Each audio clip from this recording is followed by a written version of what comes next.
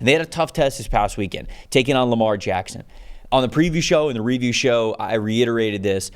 Mike Tomlin has played Lamar better consistently than basically any coach in the NFL since 2019. Over the last 5 years, the only team that has played Lamar multiple times that has a cumulative passing grade lower than the Pittsburgh Steelers is Steve Spagnuolo and the Kansas City Chiefs. It's basically just those two. It's those two that really limit Lamar Jackson. He's basically been fantastic against every single other defensive coordinator and assignment that he's played, especially if you play him a couple of times there. So Lamar in this past game, though, 16 for 33, so an above 50% completion percentage, just 200 yards passing, had an extra 46 yards rushing, but it just looked like a struggle. Ollie. I mean, it looked like Lamar just was not his. Even in the moments where he had time to throw the ball, it felt like he was pressing. It just wasn't accurate. And even when guys are open, the Steelers had him rattled. And it feels like the defensive line was a big reason why. So, Steelers defensive line. Defense overall, maybe, how the defensive line fit into their overall defensive strategy. How do you slow down Lamar? It's a question that keeps defensive coordinators up at night. The Steelers seem to have an answer for it. How'd they do it along the defensive line?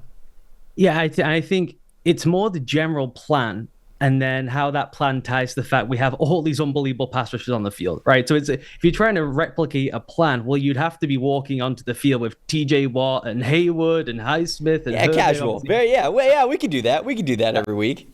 I know Highsmith is dealing with an injury, but you just have to walk in with 4 or 5 high level pass rushers, right? Keanu Benton inside having a really good pass rush season. In fact, I think, 5 of the Steelers pass rushers have a grade over 80 this season, and 3 of them are hovering around 90. It's like, who else is walking into the building to face Lamar with that? It's just not going to happen. So what I thought was really impressive about this game, and where Mike Tomlin and Terrell Austin deserved a bunch of credit, is just the plan to attack Lamar Jackson was pretty basic in its kind of macro sense, which was, we are going to blitz a ton on first and second down. Their blitz rate on first down was 38%. On second down, it's 47%. That is a wild second down blitz rate. And then you go to third down, and if you just pull up all the plays of third down, you really get this like sickening sense of deja vu, which is a 4 down and go rush, really deep drop back zone coverage, keep everything in front of us, and the Ravens chipping both edge guys over and over again. Now, you only get the chip element, right? Because people are so scared of the outside guys, or they're keeping someone in because they're so worried about Cam Haywood bursting through the middle of the line of scrimmage. So you always need the sense and the fear of how dominant they are up front to be able to get that element at the game plan.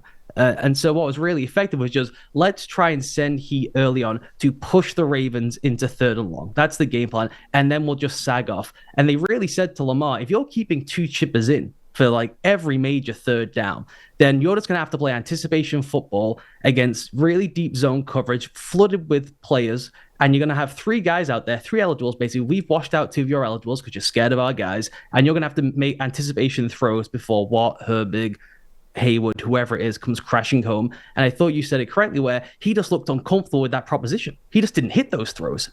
He made 2 or 3, I would say, outrageous Lamar Jackson anticipation throws. Other than that, he's just holding onto the ball the entire time, trying to scramble around and make plays, and just couldn't connect. Really, as soon as he hit his drop, he was not just kind of ripping it and letting it go. He was having double vision. He wasn't sure what he was seeing. And so I just thought it was the way the whole game plan tied together, and how they kind of used the fear factor of those edge rushers in particular, and then the interior guys too, to kind of layer the rest of the defense out of that, win the early downs, bail out on late downs, and it just kind of made Lamar really uncomfortable. Yeah, I thought this is a great sort of projection game for the Pittsburgh Steelers, because now they're getting to the point where this team's 8-2, right? I mean, they're going to be a playoff team one way or another, and I don't think a lot of us thought that. Even the great Mike Tomlin, who never finishes below 500, right? I don't think there were a lot of people who had a ton of confidence in what the Steelers were going to be able to do. It was a young offensive line. It was a new quarterback situation. Did they have enough of a receiver? Obviously, we felt like the defense was going to be good, but now very clearly this is becoming a complete football team, and the defense is just an incredible version of whatever they could have been going into the season. And I think it's fascinating because this game, to me, showcased that Pittsburgh not only has the talent, they're also very willing to do whatever they need to win the football game, because when you are as good up front as the Steelers are, you have the luxury of not having to blitz. You have the luxury of just rushing 4 all the time, knowing that you're probably going to get home with one of these guys, with Herbig and Highsmith and Watt and Benton and Hayward, like all of these guys, like Isaiah Loudermilk's getting in the mix, right? So like all of these players are guys that you can rotate into a 4-man front and you can have success throughout the game. Well, when you don't have to blitz and you can still affect the quarterback and you still can beat the offensive line, that just means that you get to allocate more resources into coverage. That forces tighter windows, it can force more turnovers, all that kinds of stuff. And the Steelers could have been just, ignorance too strong of a word, but like they could have been too bullish on that and they could have said, no, we're good enough to win with 4. We're going to win with 4. That's the identity of this football team. We're not going to change it. Because I feel like we've seen defense coordinators sometimes do that, not really want to get away from their bread and butter, and you can understand that. But the Steelers in this game, and really last week as well, last week they did this quite a bit, they blitzed. They're not afraid to. They can play that style of defense if they feel like it behooves them that week. And it certainly did against Lamar Jackson. It was a great strategy to make him very uncomfortable. So to me, for the Steelers, yes, ringing praises to the impact that Watt and Hayward and all those guys on the defensive line have, but it's the willingness to change that I think is the entire theme of the Pittsburgh Steelers this year, right? Because you look at the offensive line, a willingness to play all of these young guys and get all of these young guys in there, even though they're rookies. Mason McCormick, Zach Frazier, Troy Fautanu, obviously, before he got hurt, right? It's a willingness to play all of those players. And now they're one of the better offensive lines in the NFL because of it. It's a willingness to say, okay, all right, Justin Fields has been playing well. He's been playing well on this football team.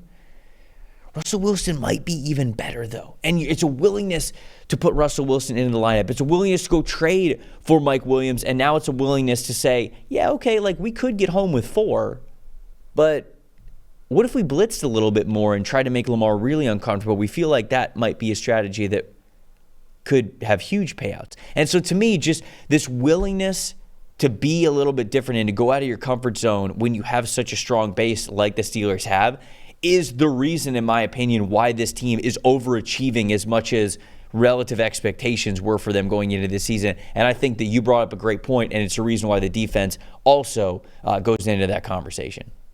Yeah, and I think the two have a compounding effect together. I just love watching teams evolve like this over the course of the season, particularly when they have like a game plan specific, this is what we want to do thing. But when you're not a heavy blitz team and 1 week you say, hey, on these 2 downs, we're sending the house. For the rest of the season now, you sow doubt in the minds of everyone, right? Beforehand, it was like, it's 4 down and go. If we pick the 4 up, they're going to stunt and twist. The guys are so good. If we keep 6 in, we think we maybe have a chance, right? And blitzing Lamar Jackson is like a cardinal sin in the NFL. If you do that, you get curb stomped. That's just kind of the rule. So to flip the downs the way they did and the way they traditionally do things, the Steelers are really old-fashioned in how they attack teams traditionally. It's first down base, second down nickel, third down we might send heat, although they rarely do it because the 4-man rush has been so good. To completely turn it on its head for one game, they've done it another week this season, is just really cool creative coaching. And as I said, it's like now for the rest of the season, everyone has to think, well, are they bluffing? Are those guys standing and dropping? Is everyone attacking? And a lot of it was blitzing from depth, blitzing into the middle of the line of scrimmage, trying to force Lamar. If you're going to move on an early down, you're moving towards Herbig or Watt. And we really like that for ourselves because you got big tackles. Those guys are quite cumbersome in space. We think we can slip underneath them and go make plays. And we only really need to get 2 or 3 negatives early in the down and distance in this game for us to feel like this will be a game decided by probably 3 third and longs. And we think we can win those. And I think they did, for the most part, win those. And then when you get to kind of the deciding play of the game, right, it's a 2-point conversion attempt. What's going to happen? Herbig steps down, blasts through someone, blasts through Nelson Aguilar. They try a motion away. Can we disrupt Nick Herbig's read? How's he going to feel it? Blast through Aguilar, blast into 2 pulling linemen, and they're able to push the ball out to Joey Porter to finish the game. So you have this thing where the scheme is elevating the line. They can only run this style of scheme against Lamar because of how dominant the line is anyway, and the fear that instills in the offensive play caller in Lamar Jackson. But then when it's like go time, our players must win. They have so much talent up front that they can bring Nick Herbig in, who I always have felt doesn't get enough reps because everyone else is so good. And when he comes in, he can make game-deciding plays on the 2-point conversion. I agree with you. I think the evolution of what the Steelers have been this season has been a lot of fun to watch. And their willingness now to be a little bit more blitz heavy, especially over the last 2 weeks. Last 2 weeks, they have had the most blitzes in a single game of any of their performances so far through 11 weeks. And so you're right, even if they don't keep doing that moving forward, offensive coordinators to watch this tape, right? They're going to watch the tape of like, okay, how do they defend Lamar, all this kind of stuff. And then it's going to be in the back of their mind when they bring guys up to the line of scrimmage, when it's a mug look, when it's a simulated pressure. All of that goes into this just game of chess for them and staying one step ahead, which it feels like Mike Tomlin often does throughout his career. So great job by the Pittsburgh Steelers. Obviously sitting here at 8-2. It's a heck of a season already, but they got their sights on the postseason and spoiling some teams in the postseason and making a decent run themselves. So we'll see if they'll be able to do that. I have to say, I love the idea of just having like a classic 2002 formula team to try and win this whole thing, right? Which is like run the ball, play action, no turnovers, 4-man rush. That's how we're going to do things. Mike Tomlin's like, this is like Brady 01. Let's go do this thing. And I love that they're evolving from that and that they're trying to get some more things in there. But I think once it gets to playoff time, right, and we got to go through Mahomes and Allen, maybe Lamar again. Like, I think that's going to be the formula. So it's just fun to see as everyone else is getting, is evolving their styles, changing with kind of the meta trends of the league, that Mike Tomlin's like, I still think you can win a thing this way. And so far he's been proven correct. Yep, I agree with you. Thanks for watching, everybody. Make sure you like and subscribe the video. And if you don't have a PFF Plus subscription, you can get one to see all the premium stats that we talked about here on the show, plus the expert betting and fantasy advice over at subscribe.pff.com. The description is also right below. So if you are not a PFF Plus subscriber, you can come one today.